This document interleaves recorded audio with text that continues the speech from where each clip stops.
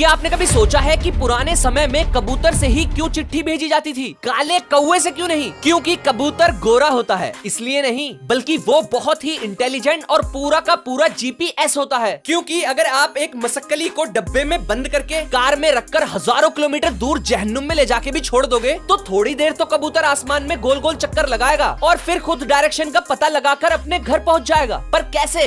इसका actual reason scientist भी नहीं जानते। बस उनका मानना है कि ये सूरज और अर्थ के मैग्नेटिक फील्ड से शायद अपने घर की